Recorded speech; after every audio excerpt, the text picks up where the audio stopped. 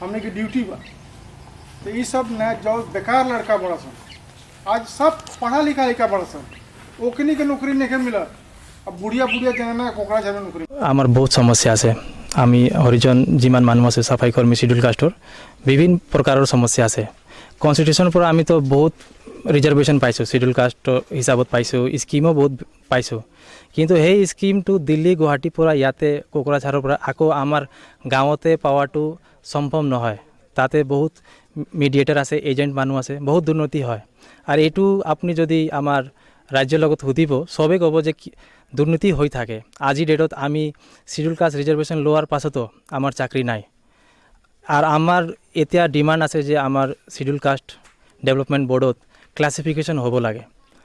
আর যে বাসফোর আছে, বহুত জাতি আছে শিডিউল কাস্টত, তার সার্ভে করি তার এটা যদি আমি পপুলেশন হিসাবত যদি এমাউন্টটো ইনক্রিজ করিলে সবে কিবা কিবা হেল্প পাব। আর আজি ডেটত আমার জাতির ভিতৰত কোনো স্টুডেন্ট ইউনিয়ন নাছিলে, না থাকাৰ কাৰণে আমাৰ এজেন্টৰ লগত যাওয়া হল। যেনেকা কোকৰাঝাৰ, চিৰাং, বাসুগাঁও, সালাকাটি সব মিলিয়ে আমি আজি এটা গঠন কৰিলোঁ। তো সবাৰ মানে চাকৰি নাই, বহুত মানুষ চাকৰি নাই। আৰু যেনেকা কোকৰাঝাৰৰ পৰা যিমান মানুহ আছে আমাৰ কথা আছে যে মিউনিচিপালিটি যে বোৰ্ড আছে তাতে 4,000 3,000 বেতনত আমি কাম কৰিব লাগে ৰাস্তাত।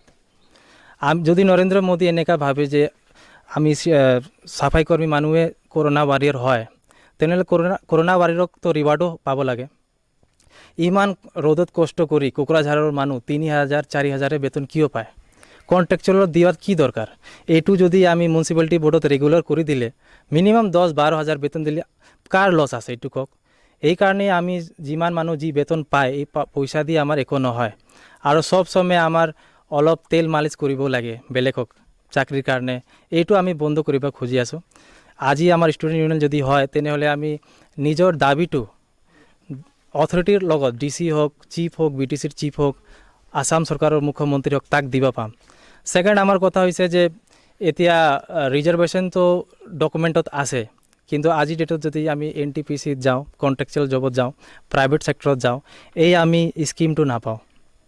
কিয় এতে স্কিল আনস্কিল এনেকা কৰি ক্যাটেগৰাইজ কৰা আছে। তো আমাৰ দাবি আছে যে যিমান প্ৰাইভেট সেক্টৰ আছে আৰু যিমান PSU কোম্পানিত আছে তাতে যদি কন্ট্ৰাকচুয়াল জব হয়, আমাৰ সাফাই কৰ্মী হৰিজনেৰ কাৰণে ৰিজাৰ্ভেশনটো অলপ থাকিব লাগে। আৰু যাৰ যেনেকা এডুকেশন আছে এই হিসাবতে চাকৰি পাব লাগে। সব সময় আমি ক্লিনিংও আৰু সাফাইৰ কামটো কিয় কৰিম?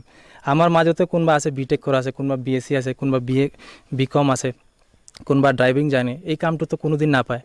তো আসলতে দুর্নীতিটো বন্ধ হ'ব লাগে, ডেভেলপমেন্ট বোর্ড বনাব লাগে। আর আমার দাবি আছে যে ফিউচারত আমার এই BTC ইলেকশন যদি হয়, হওয়ার পাছত BTR যদি হয়, আমার শিডিউল কাস্ট মানুষকো রিপ্রেজেন্টেটিভ দিব লাগে, এটা জায়গা দিব লাগে। তেনেহলে আমার প্রবলেমটো সলভ হ'ব। নহলে আমি সব সময় এনেকাই দলিত হয়ে থাকিম, পিছফালে হয়ে থাকিম। আৰু একটা কথা কৈ আছো যে এই আমাৰ যে ধৰক BJP সৰকাৰ আছে, এতিয়া সত্যৰঞ্জন বৰাক আপনি জানে কিমান কথাবিলাক কৈ আছে। 4 বছর একো করা নাই, ধরক সত্যরঞ্জন বরা কোনো দেখা নাই, কিন্তু আজি ডেটত সত্যরঞ্জন বরা হিন্দু মুসলিম করিবা খুঁজি আছে। তো যদি এই দিল্লী UP বিহারত যে পলিটিক্স হয়ে আছে, ইলেকশনের আগত যে পলারাইজেশন যে হয়ে আছে, যদি এই টাইমতো যদি হয়, অসমত যদি হয়, তেনেহ'লে মুসলিমক তো এতিয়া আছেই, সত্যরঞ্জন বৰাৰ লগত তো আছেই। তাৰ পাছত সেকেন্ড কোনে হ'ব? SC হ'ব, কিয় ইমি আমাক সবসময় দলিতে ভাবে। তাৰ পাছত ST হ'ব। এই কারণে মোর কথা আছে যে আমি 2 লাখ পপুলেশন আছো শিডিউল কাস্টর বড়োল্যান্ডত, আর অসমত তো 25 লাখ আছো। এতিয়া যদি আমার প্রবলেমটো সলভ নকরে তেনেহলে তো আমি রিলিজন ওয়াইজ তো ভোট নিদিম না। আমি কি পাইছোঁ না পাইছোঁ এই হিসাবতে দিম। 4 বছর হয়ে গেল এতিয়াও অসমত ডেভেলপমেন্ট বোর্ড গঠন হওয়া নাই। এতিয়া 4 মাহ করে দিলেও তো লাভ নাই। এই কারণে আমার কথা আছে যে অসম সরকার, আর এতিয়া তো BTC ইলেকশন হওয়া নাই, এইটো হওয়ার পাছত আমার লগত বহি আলোচনা কৰিব লাগে। আমার প্রবলেমটো কি না এইটো শুনিব লাগে।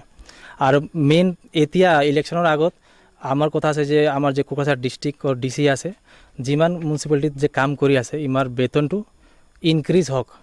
রেগুলার নহলেও মিনিমাম হাজিরা যে আছে এইটো দিব লাগে বেজটো, তেনেহলে আমি ডেভেলপ হম। আমার ক্লাব হ'ব লাগে, আমার জাতির ভিতৰত বহুত মহান মানুহবিলাক আছে, তাৰ স্ট্যাচু হ'ব লাগে।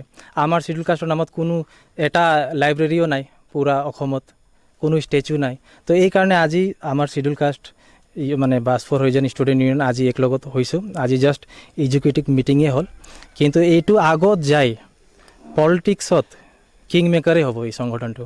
এতিয়াতো আজি আমাৰ জন্মে হ'ল, জন্ম হোৱাৰ পাছত আমাৰ কিবা কিবা ডিমাণ্ড আছে, সেই ডিমাণ্ড যোনে পাৰ্টি এগ্ৰি কৰিব, একচেপ্ট কৰিব, তাৰ লগত আমি নিশ্চয়।